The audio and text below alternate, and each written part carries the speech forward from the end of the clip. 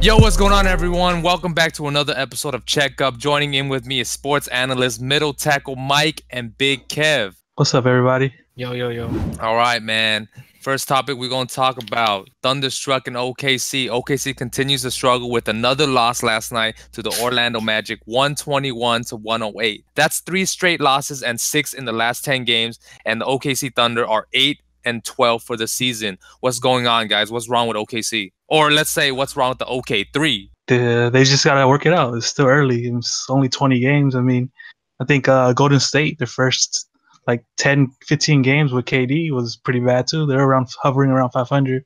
No, I think it's all Russell Westbrook, bro. He cannot play with other stars. I mean, it's tough, man. Anytime you get 2, 3 plus, superstars on one team, like they say, man, there's only one ball who goes around. Too many cooks in the kitchen. Too many head chefs. Need some sous chefs. Nah, but that's not true because they both understand that Westbrook is the guy. I feel like at times Russell Westbrook is doing too much, even though he had 31 points, 11 rebounds, 5 assists, and 5 steals. Sometimes I still think, his decision-making is not always the best. Still playing reckless at times. But I still feel like he's doing too much, too ball dominant. Would you guys agree? He is getting the most shots up compared to Melo and PG. Yeah, I agree. But I also think that OKC is going to lose the trade. The PG3 trade, because if you remember, Victor Oladipo and Sabonis were traded, and Oladipo this year is averaging 23 points on 47% shooting, and Sabonis is averaging 13 points and 9 rebounds in only 26 minutes. I really think Paul's going to leave, and that's going to stick OKC into a really bad future. As in PG going to leave next season, right? Yeah. Speaking of PG, him and Melo combined for 12 for 33, man. Another, off night in terms of shooting for those two guys. What do you think it is, man? Going back to Mike's point, I don't think OKC can lose that trade. They got Westbrook to sign the extension. You can't let another guy walk. I think their first mistake was letting James Harden walk way back when, then trading Ibaka way back when. Imagine what could have been. No, but they're not going to lock up PG3, and I don't think any team is going to go play with OKC. That might be true, but you still have Russell Westbrook, so you still have one superstar to build around, either through the draft or via trade. But nobody wants to play with Westbrook. Durant is known for being the best off-ball player, and he didn't even want to play with Westbrook. He saw it just won't work with him. People want to win a championship. If you're not on Russell Westbrook's team, LeBron James's team, Stephen Curry's team, which has 4 guys, LeBron James's team, which has 4 guys, I mean, there's nowhere else to go. You can't win a championship anywhere else. But you can't win with Westbrook the way he plays. He needs literally 4 other guys that don't need to touch the ball. He's not like LeBron. He's not as smart as LeBron in decision making, and he's a really bad 3-point shooter. So is it safe to say Mike would say OKC will never win a championship, or Russell Westbrook will never win a championship? Unless he fixes his game. Because right now his game is too heavily dependent on ball being the main guy with the ball. He needs to learn how to play with other people, basically. I would say he just has to learn how to play without the ball as opposed to learn how to play with other people. You watch him off ball, he just stands there and he acts like he's the greatest spot-up shooter in the world, but that is true. Spot up. But he doesn't move. If your guys turn his head, why don't you back cut and just go for a lob or something? Doesn't do stuff like that. Exactly. He's never going to learn to play the right way. Yeah, basically, he just got to change his game, man. He doesn't have to change his game. He just has to improve that one aspect of it. That's all. It's not that. I mean, I wouldn't say it's not hard, but it's not that big of a deal. Right. In the playoffs, it's all ISO basketball anyway. So it's only 20 games. Let's see where they're at in the next 20 games. That's true. Speaking about the Magic, Aaron Gordon put a whipping on them, 40 points, 15 rebounds, 4 assists, 4 steals. He helped the Magic snap a 9-game losing streak. Did you guys see Elfrid Payton drop Russell Westbrook twice? Yeah, he got kicked in the shoe, though. He didn't really get dropped. Well, I mean, yeah, he tripped over Steven Adams' foot. But, I mean, he got crossed into Steven Adams. Next thing you know, Payton strips the ball from Russell Westbrook, makes him fall again on defense. After the game, Russ was so sad after the loss. He sat on the bench and he looked devastated, man. What do you guys think, what's going through his mind, after that point? That's easy. He's just I lost to Elfrid freaking Payton. The weekend? He got embarrassed, man. But he's probably saying, I miss Durant. Oh. Even with Durant, he didn't win anything, so why would he miss Durant? But Paul George and Melo are way worse than Durant. He just beat Durant and his friends with Paul George. Come on, there's no way this team is touching the Warriors in a 7-game series. I mean, it's up for debate. They were 1-0, right? 1-0, numbers don't lie. I bet you if they do meet, they're gonna win in no less than 5 games. OKC in 5. Okay, let's do it. Okay, let's do it. All right, guys. Moving on to the next topic: Lonzo Ball versus Steph Curry. Anticipated matchup. First time meeting tonight. Lakers and Warriors came down to the wire in a thriller game where the Warriors ended up winning 127-123 in overtime. Lonzo surprisingly had a pretty good scoring game, 15 points, 10 assists, while Curry struggled throughout the whole game, and he ends up scoring 13 points in overtime with 26 points. I think it's safe to say Steph Curry would never be a Laker. He can't. He just doesn't like shooting in Staples Center or something. Or at least it's when he faces the Lakers, he just doesn't shoot very well. Or maybe it's because Lonzo's a beast defender.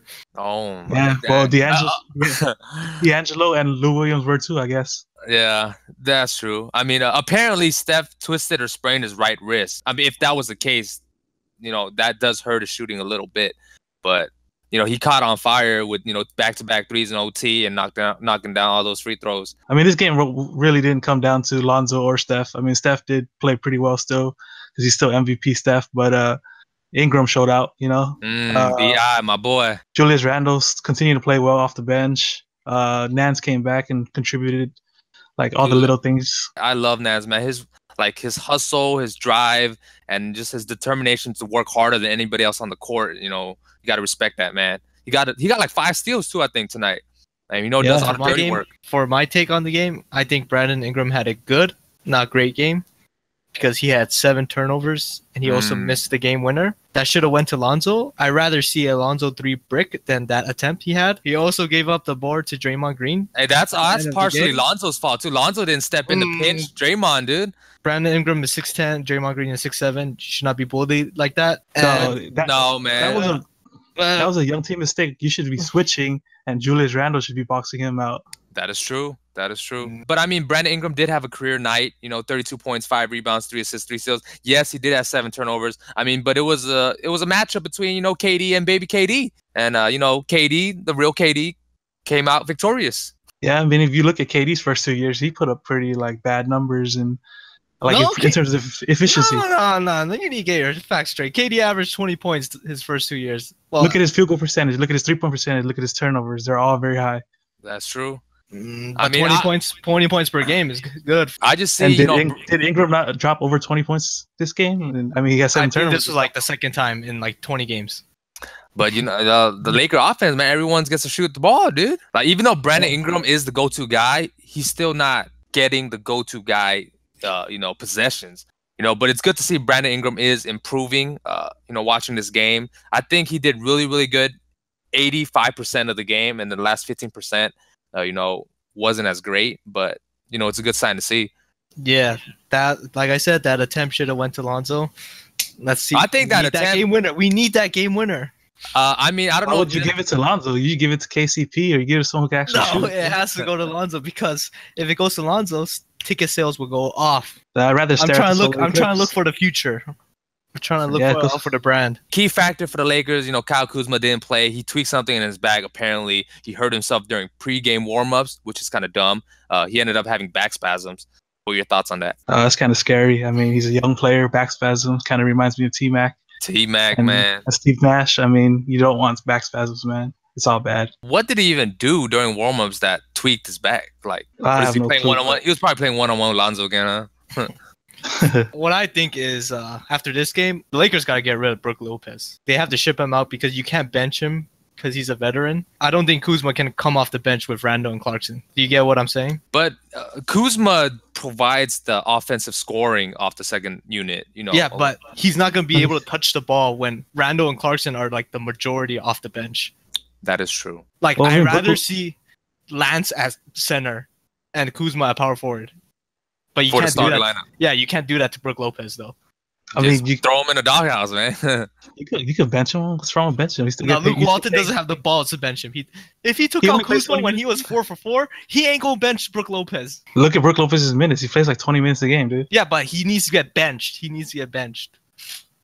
want to play Nance full time, who's gonna probably get hurt because he gets hurt every single year, every single time he's out there. I mean, if he gets hurt, Nance at center is better than what Brook is doing right now? I think Luke Walton doesn't have the right idea on how to play Brook. Brook can contribute. I don't think Luke is playing Brook in the right times during the game is what I'm saying. Like, you know, when he's efficient, he's doing good, Luke will pull him out. And then when he's like trash, he leaves him in. Luke got to figure out his rotations, man. I think he has it down. I mean, there's nothing wrong with it. It's all matchups. He's pretty smart about it. I think he's doing pretty well as a coach. I'm just saying Kuzma is not going to be able to get 30 minutes a game because Randall's actually playing really good this year. He is. He'll still get 30 minutes.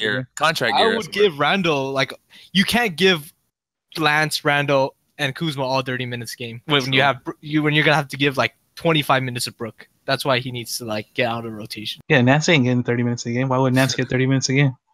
Lance at most gets like 18 minutes a game, 17 minutes.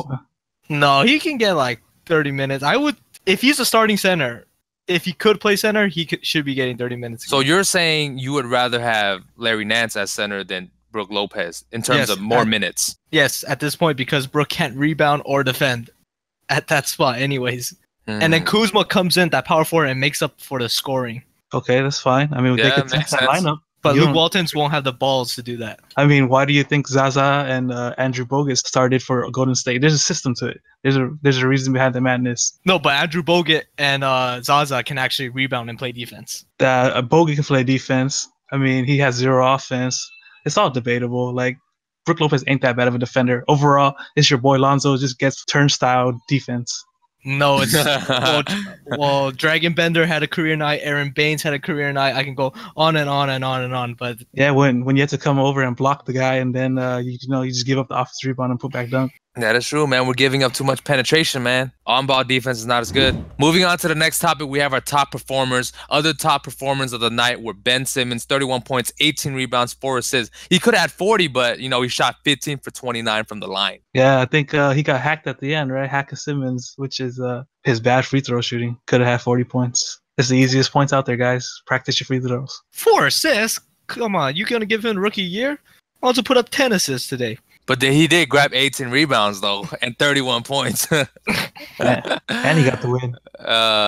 Yep. Next up, we have Enes Kanter with the big double-double and the W. 22 points, 14 rebounds. Scary moment. Kristaps Porzingis sprains his ankle in the first 3 minutes of the game. Did you guys see the picture of his ankle looking 90 degrees? That was pretty nasty. It looks pretty bad. I hope he's not out for a while, but I think he might be. I mean, they said they got an MRI, and then it says it came out, negative. So he'll be okay. Comes out negative like 99% of the time. Another key player OKC lost because of Melo. Oh, for sure. That's a good point. All right. Next up, we have Kyle Lowry, 36 points, 5 rebounds, 6 assists, and 8 3-pointers, man. Since when did Kyle Lowry started making 3-pointers? He's been shooting threes. He just doesn't make a lot. But that's what I'm saying. Since when did he start making them? I think he averaged like 2 threes a game for like the longest time. But yeah, this year he was deferring a lot more. I guess he's finally scoring again. And lastly, we have LaMarcus Aldridge, 41 points, 6 rebounds, also shooting well, 17 of 24 from the field. All right, moving on to the best part of the episode, you know, our must-watch video. Starting off, we have James Harden with the horse-like shot after the whistle. Check it out. Body language. Well, look at the beard. They foul him, and one of the reasons he's a perennial MVP candidate, he made trick shots look. All right, first off, I have to say, was that a travel or not? Nah? He's James Harden. Because James Harden never travels. He took like 13 steps right there. The shot was crazy, though. The shot was crazy. If only like Corey Joseph didn't foul him. Imagine he attempted that like, in a real play. I watched it on Instagram and I thought it was like a real play. How about the Rockets destroying every team and being the best team, like I said? Hey, man, did we not make a video on the Rockets being the best team in the league? Everybody should go watch that video, man. And I got hate, and look what happened. My video tonight would be Dwight Howard turning back the clock, back to his MVP years, and even taking a little bit from Michael Jordan, you know. Let's see that video. Oh, with the cross. Hey, man, Dwight went into the phone booth, came out with the cape, man. Superman. That's 09 Dwight or what? He looking like a 96 Jordan, left to right cross. And that on that same baseline, huh? Hey, look at the Asian kid behind the bench. He was like, he got so excited he drooled, I think. Look, behind the Hornets bench, the Asian kid wearing the sweater, the khaki sweater. He was like, you know, wiping his mouth. You know, he got so excited he drooled, dude. Oh man, I mean, if only Dwight could play like that every game, man. Ooh. Fright Coward is the best Dwight. Fright coward. Yes. Still better than Lonzo Ball. Oh God. Moving on. This is my video. I have obtained very rare footage of Joel Embiid in high school. Very rare footage, huh? Check it out. This is him playing JV basketball his junior year. What? He played JV? Not even 4-year varsity?